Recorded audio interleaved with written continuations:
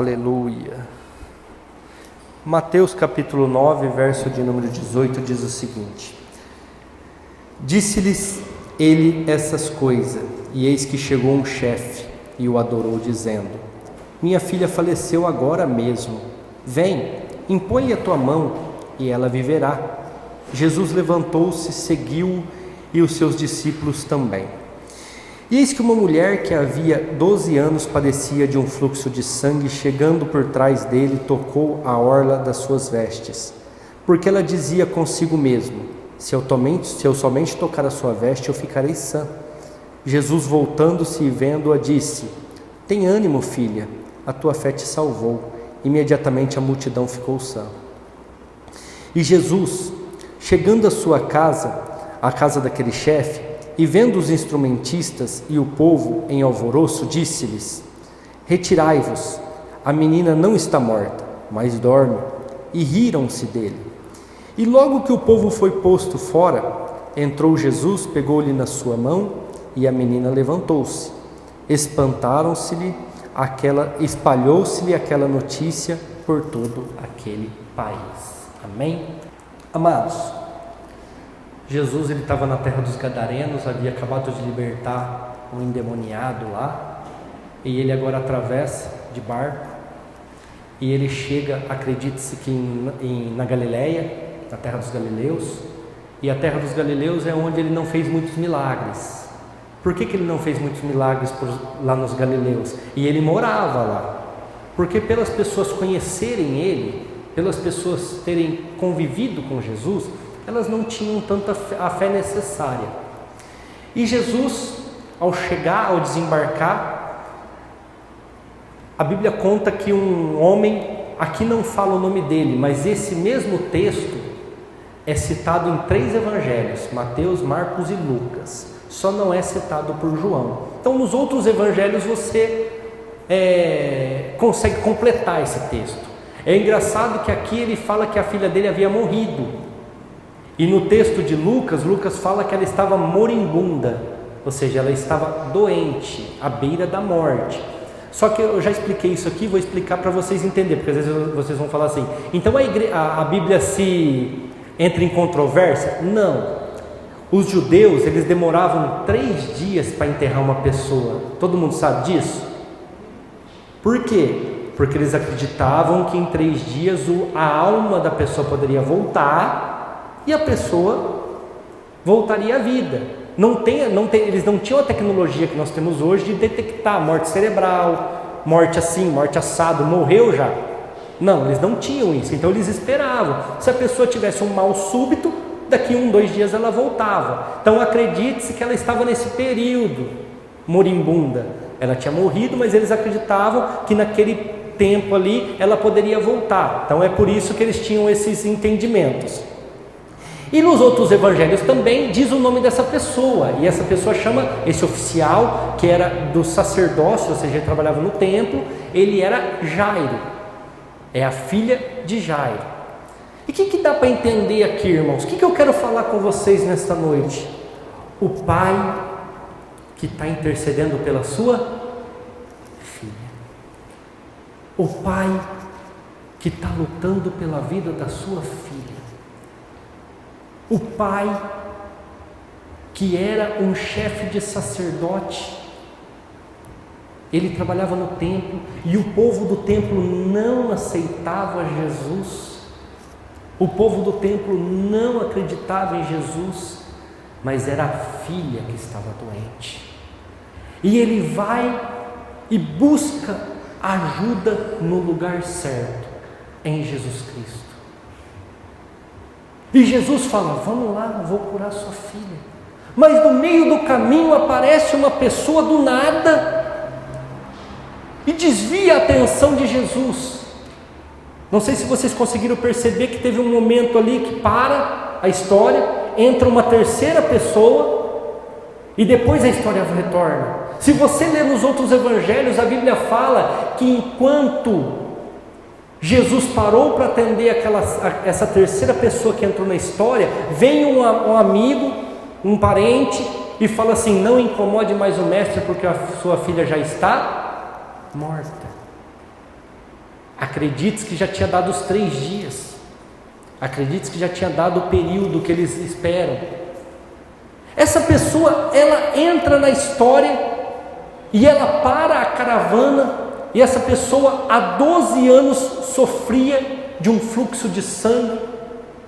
É a mulher do fluxo de sangue, e ela vem, acredite-se que engatinhando, escondida, porque se alguém achasse ela, eu já falei disso aqui numa quarta-feira, ela seria apedrejada, porque não pode em Israel uma mulher nos seus dias de menstruação, perdoa a minha palavra, mas para vocês entenderem, sair na rua. Elas ficam em isolamento, igual vocês aprenderam aí com o Covid-19, é desse jeito. Elas ficam em quarentena de 14 dias, porque são 7 dias para parar o fluxo e 7 dias para a purificação, chamam dias de Nidá em hebraico. Então ela não poderia sair, se sair e souber, eles apedrejavam e acabou. A conversa com eles era muito simples. Então ela vai escondida e ela tinha no coração: se eu somente tocar nas vestes do Senhor, eu serei salva. Se eu somente tocar nas vestes do Senhor, eu serei curada. E ela para a caravana, porque se você ler nos outros evangelhos, Jesus para e fala assim: alguém me tocou. Aqui não fala, aqui é bem simples. Pedro fala assim: como você diz alguém te tocou, Senhor? Tem uma multidão do teu lado. É igual o Bolsonaro falar assim: alguém me tocou. Um monte de gente do lado do cara, não tem como. Estão tocando mesmo, estão ali relando. Então Jesus fala: não, alguém me tocou diferente, porque de mim saiu poder, de mim saiu virtude, poder que cura. Então ela relata tudo o que ela estava passando, e Jesus fala para ela: pode ir, porque a tua fé te curou e a tua fé te salvou. E se você ler nos outros evangelhos, você vai ver que então chega a notícia: olha, para de incomodar o mestre, porque o seu filho morreu, a sua filha morreu. E Jesus fala assim: não, somente creia, vamos lá, somente creia. E quando Jesus chega lá na casa de Jairo, naquela época também, é outra particularidade que às vezes vocês não sabem, eles contratavam pessoas para chorar no enterro. Alguém sabia disso? É coisas particulares da Bíblia, irmãos. Eles contratavam pessoas para ficar chorando, lamentando a morte do ente querido. Então Jesus chega lá, e aquilo era uma hipocrisia, lógico, porque estavam recebendo para fazer aquilo. Ele fala assim: olha, não chorem, a menina não está morta, a menina está dormindo. E então eles começam a rir, começam a zombar, porque já tinha dado o período dos 3 dias, assim como Lázaro. Todo mundo lembra de Lázaro? Jesus chegou no 4º dia. Por quê? Para provar para eles que ele estava morto, enterrado, e ele poderia ressuscitar. Então a gente precisa entender essas coisas. Então Jesus fala: então faz o seguinte, sai todo mundo, vai todo mundo para fora, deixa somente o pai, a mãe e os que foram com ele, conforme está escrito em Mateus. Se você ler nos outros evangelhos, você vai ver que ele não deixou todos os discípulos irem. Ele deixou só Pedro, Tiago e João. Pensou Tomé? Ah, tá morta, filho. 4 dias, tá morta. Eu quero ver.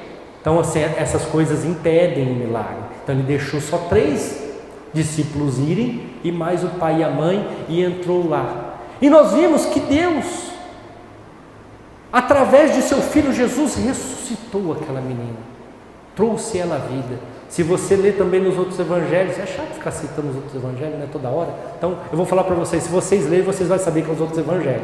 Então se vocês lerem, vocês vão ver que ele pega na mão dela e fala Talita cumi, que quer dizer: menina, eu te digo, levanta-te. E ela levanta, e ela é ressuscitada naquele momento.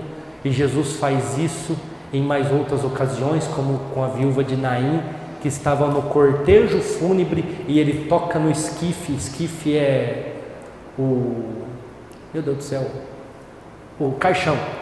Ele toca no esquife, e aquele menino que era filho único, o esposo já era morto, porque até o texto fala viúva de Naim. Naim não era o nome dela, viu? Nem o nome do marido dela, era a cidade onde ela morava, porque muitas vezes as pessoas confundem. Ele ressuscita aquele homem. Então Ali foi mais uma vez onde ele ressuscitou, assim como ele ressuscitou Lázaro. A Bíblia fala de 3 ressurreições: Lázaro, o filho da viúva de Naim, e também a filha de Jairo. Ele ressuscita aquela menina, ele traz aquela menina à vida. O que eu quero dizer com isso para vocês, irmãos? Por que eu estou falando esse texto para vocês nessa noite? Porque Jesus, ele veio ao mundo para nos resgatar. Jesus veio ao mundo através da intercessão de um Pai. Deus, no capítulo 1, 2 e 3 de Gênesis, Ele criou o ser humano. E Ele criou a sua imagem e semelhança. Criou para vencer. Deu um jardim perfeito. Animais nos campos, não precisava trabalhar, não precisava regar. Ele fez tudo do melhor. E o diabo, com a sua astúcia, usando a serpente, não sei se vocês já leram os textos, acredite que a serpente falava, a serpente andava, a serpente era quase um ser humano. Usando a serpente, consegue enganar o ser humano, consegue enganar Eva, enganar Adão, e o homem se perde. E o homem morre, porque ele fala assim: se comer dessa fruta vai morrer. Sim ou não? Todo mundo lembra? Come de toda a fruta do jardim, menos a que está no meio. Então a humanidade está perdida. A humanidade está morta no seu pecado. E o Pai intercede pelas nossas vidas. E o Pai intercede por cada um de nós que erramos, pecamos. Não adianta a gente jogar a culpa em Adão, não. Porque nós ainda hoje fazemos escolhas erradas. Nós ainda hoje tomamos caminhos complicados. Nós ainda hoje tomamos conselhos com pessoas erradas. E então Deus, como Pai Criador de todas as coisas e principalmente das nossas vidas, eu acredito que isso não está escrito, mas eu acredito que Ele intercede, Ele fala: e agora o que eu faço? Então Jesus, o seu Filho, fala assim: permita que eu vá lá e pague o preço pela vida de cada um. Permita que eu vá lá e sare essas pessoas. Permita que eu vá lá e dê condições deles serem salvos. Se você ler Gênesis capítulo 3, verso de número 19, se você ler o capítulo 3 inteirinho, você vai até entender que acredite-se que a serpente, ela era um animal astuto e bem melhor do que é hoje. Porque Deus fala, né? Porque você enganou, agora você comerá pó da terra e rastejará sobre o seu ventre o resto da sua vida. Ao homem ia trabalhar, né, para se sustentar, a mulher as dores de parto, como nós sabemos, mas a gente vê também que Ele intercede pelo povo. Essa mulher vai gerar um homem, e esse homem será poderoso, pisará a tua cabeça, e você lhe ferirá o calcanhar. E nós sabemos que dali em diante Ele começa uma intercessão pelas nossas vidas.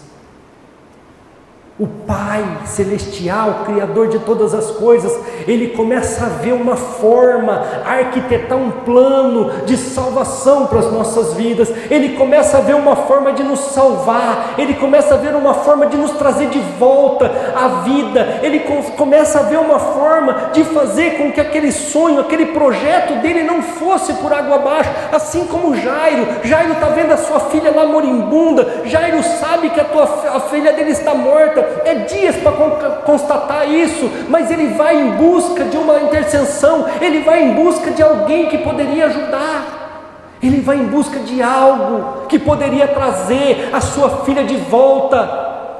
E Deus, como Pai, hoje é dia dos pais. Eu louvo a Deus pela vida do meu pai, louvo a Deus pelo cada pai que está aqui nessa noite. Nós vamos ungir todos vocês. E o Pai Celestial, dono de todas as coisas, Ele começou a arquitetar um plano de salvação para as nossas vidas. Ele começou a projetar como Ele iria fazer isso. Vamos ler um versículo que está em Isaías 9, capítulo 2. Capítulo 9, verso 2. O povo que andava em trevas viu uma grande luz, e sobre os que habitavam na região da sombra da morte resplandeceu a luz.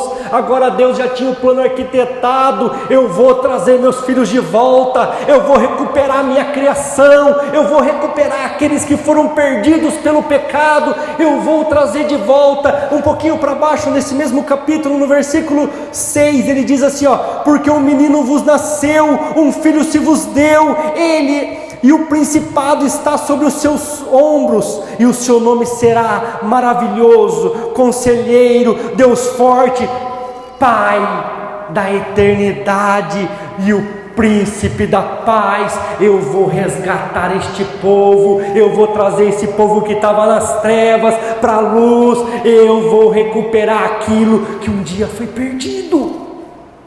Nós estamos vendo um pai, assim como Jairo, buscando uma forma de salvar o teu povo, a sua criação. Ontem ainda conversava com meu irmão André, ele falava para mim dos muçulmanos, daqueles homem-bomba, aquelas pessoas que eles não têm oportunidade. Eu falei, todos têm oportunidade, todos sabem de Jesus, inclusive eles lutam porque eles não aceitam Jesus, eles não aceitam que Jerusalém é a capital dos judeus. Todos sabem dessa promessa. Deus deu oportunidade para todos. Deus quer que todos sejam salvos, assim como aquele pai estava lutando pela vida da sua filha, assim como aquele pai queria sua filha de volta. O Pai, Senhor das luzes, Senhor dos céus e Criador de céus e terra, Ele quer eu e você de volta. Ele nos quer de volta. Eu tenho pregado aqui, eu tenho anunciado, vocês sabem, eu sempre bato nessa tecla há mais de 6 meses, que nós temos que mudar a forma de pregação, nós temos que mudar o jeito de pregar a palavra de Deus, porque tem levado as pregações para um rumo. As pessoas têm levado as pregações da Bíblia para um rumo que não vai salvar ninguém, irmãos, que não vai trazer arrependimento para ninguém, que não vai fazer as pessoas refletirem sobre o Pai. Eu acho engraçado que a reforma que foi feita por Martinho Lutero, eu acho que todos de vocês conhecem um pouquinho de história, foi que era para parar de pregar a Bíblia em latim e começar a pregar ela na língua das pessoas, para que elas entendessem, devolver a Bíblia para a igreja, devolver a Bíblia para o povo, e não só quem está no altar saber da Bíblia. E hoje eu estou cansado de ver alguns pastores, para falar que entende, ficar essa palavra na língua hebraica, no grego e não sei no que. Irmãos, o que eu quero saber da palavra no grego? O que eu quero saber da palavra no hebraico? É gostoso saber alguma coisinha, às vezes passar alguma coisinha, mas isso não salva ninguém, isso não busca ninguém. E então Deus envia seu Filho Jesus para que nós fôssemos curados, para que nós tivéssemos vida. Assim como Jesus foi acompanhando aquele pai e trouxe a vida para a filha de Jairo, Jesus tem nos acompanhado para que nós possamos chegar diante do Pai, para que nós estejamos diante do Pai. Isaías também 53, a Bíblia fala uma coisa interessante também. Isaías 53, a partir do versículo 1. Quem deu crédito à nossa pregação? A quem se manifestou o braço do Senhor? Foi subindo como um renovo perante Ele, como uma raiz de uma terra seca. não tinha parecer nem formosura, olhando nós para ele, nenhuma beleza víamos para que o desejássemos. Era desprezado, o mais indigno entre os homens, homem de dores, experimentado nos trabalhos, e como um de quem os homens escondiam o rosto. Era desprezado, não fizemos dele caso algum. Verdadeiramente ele tomou sobre si as nossas enfermidades, as nossas dores levou sobre si, e nós o reputamos por aflito, ferido de Deus e oprimido. Mas ele foi ferido pelas nossas transgressões, moído pelas nossas iniquidades. O castigo que nos traz a paz estava sobre ele, e pelas suas pisaduras nós somos sarados. O Pai então busca uma solução, uma forma de nos trazer de volta. Busca uma forma de nos trazer de volta à vida. E sabe o que é interessante, irmãos? É só por aceitar. Porque nós vamos ser pecadores até o fim. Eu gosto muito de um texto de Paulo aos Romanos, capítulo 7, onde ele fala assim: o bem que eu quero fazer eu não faço, mas o mal que eu não quero eu faço. E se eu faço o mal que eu não quero e não faço o bem que eu quero, então o pecado habita em mim. Aí ele fala assim: pobre homem que sou, quem me livrará do corpo desta morte? Aí ele mesmo completa, né? Dou graças a Deus por Jesus Cristo, que morreu e ressuscitou para a minha salvação. Irmãos, o Pai quer ter comunhão com você. A Simone até fez uma ministração aqui, onde ela falou do filho pródigo. O Pai não está preocupado se você está imundo. O Pai não está preocupado se você estava comendo as bolotas dos porcos. O Pai não está preocupado se você estava nas trevas. O Pai quer você de volta da maneira que você estiver. O Pai quer você de volta de qualquer forma, porque Ele tem poder para te restaurar, Ele tem poder para te livrar, Ele tem poder para te salvar. O Pai não estava preocupado com as pessoas. O Pai não estava preocupado com aquela mulher que parou a comitiva. Ele tinha um foco: Jesus pode trazer a minha filha de volta da morte. E eu tenho certeza que tem muitos pais, muitas mães. Se coloquem no lugar de Jairo. Visualizem o seu filho morrendo. Muitos aqui eu acredito que até tiveram problemas com Covid. E eu tive problema com Covid na minha família também. E eu vi como minha mãe e meu pai ficou. Porque o filho estava lá internado, numa UTI. Eu vi como eles ficaram. Se materializa aí com o seu filho. Agora pensem como Deus ficou. Pensem como Deus tem ficado ao saber que o filho dele já morreu numa cruz, já derramou o seu sangue, já cumpriu tudo o que nós lemos aqui em Isaías 53, e ainda tem pessoas que não aceitam, ainda tem pessoas que não creem, ainda tem pessoas que vêm para a igreja e são vazias, tem pessoas que ainda vêm para a igreja e não tem nada. É um papel branco, não tem nada escrito, não oferece nada para ninguém. Pensem no Pai Celestial olhando para nós agora e falando: todo o sacrifício que eu fiz por vocês, e vocês não têm dado valor. O Pai, irmãos, quer ter comunhão com vocês. O Pai quer ter comunhão com o Filho. O Pai quer estar com vocês. Tem uma história que diz assim, ó. O grupo de louvor já pode subir aqui no altar, viu, gente? Certa vez um garoto da periferia fez um barquinho, colocou vela, caprichou no barquinho. Após uma chuva, foi brincar com o barquinho na água da enxurrada, mas a enxurrada levou o barquinho e ele ficou triste por perdê-lo. Um dia, andando no centro da cidade, viu na feira o seu barquinho na banca de brinquedos.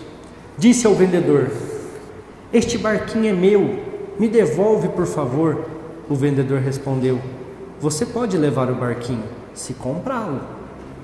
O menino voltou para casa, juntou todo o dinheiro e comprou o barquinho de volta. Olhou para o seu barquinho e disse: você agora é meu 2 vezes. Uma porque eu te fiz e outra porque eu te comprei de volta. Amados, nós somos de Deus 2 vezes. Nós somos do Pai 2 vezes. Uma porque um dia Ele desceu do mais alto céu, colocou a mão no barro e te fez. E te fez. E te gerou. E soprou em você, nas suas narinas, o fôlego da vida, que é o Espírito. E o Espírito e o corpo formam a alma. E nós somos de Deus 2 vezes, porque nós nos perdemos no pecado. E Ele pagou um alto preço para nos ter de volta. O Pai pagou um alto preço para nos ter de volta. Um preço que eu acho que ninguém aqui na igreja, nem eu, teria condições de pagar, que é entregar o seu próprio Filho. Nós somos de Deus 2 vezes. Uma porque Ele nos criou, e outra porque Ele nos comprou de volta por um preço altíssimo, que foi o sangue do seu Filho. Que nós não sejamos mais levados pelas enxurradas desta vida, irmãos. O inimigo tem mandado todo tipo de dificuldade, todo tipo de enxurrada, irmãos, e tem levado muitas pessoas, tem levado muitas vidas preciosas que valeram o sangue de Jesus.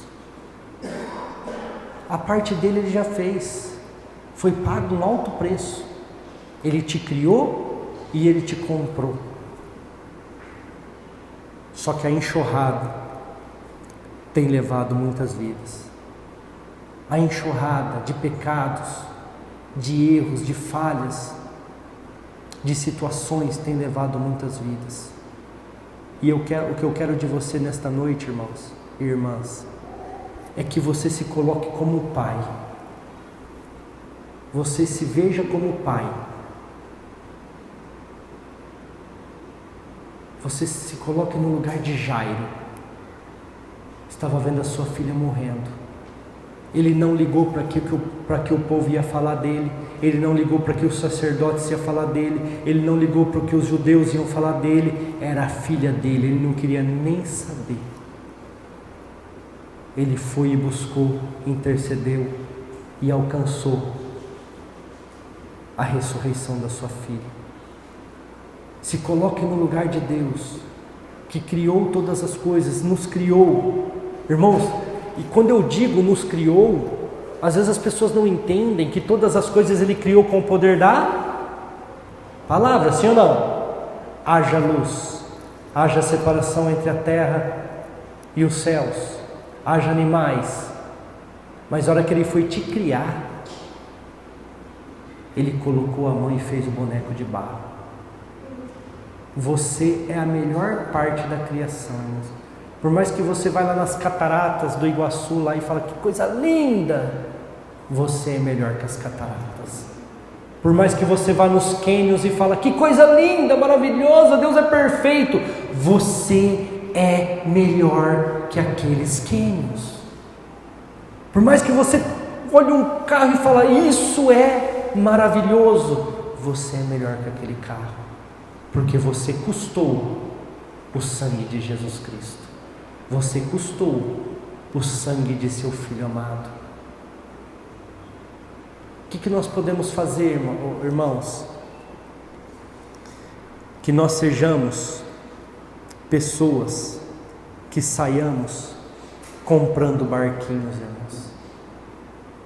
Que nós possamos ser as pessoas que vai sair por esse portão nessa noite e vai comprar barquinhos, vai trazer pessoas para a igreja, vai alcançar pessoas e falar o tanto que elas são amadas, mesmo que a enxurrada levou elas e elas estejam totalmente debilitadas.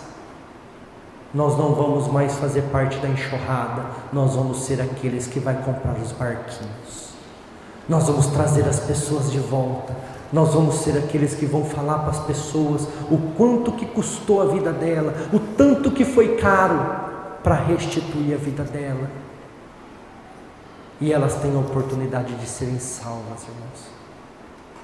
Nós não vamos mais ser aqueles que vamos ser perdidos nas enxurradas, nós vamos ser aqueles que vão comprar os barquinhos. Lucas capítulo 11, a partir do versículo 5, eu não vou ler porque é um textinho um pouquinho comprido, não muito, mas não tenho tempo. Jesus fala de um amigo importuno,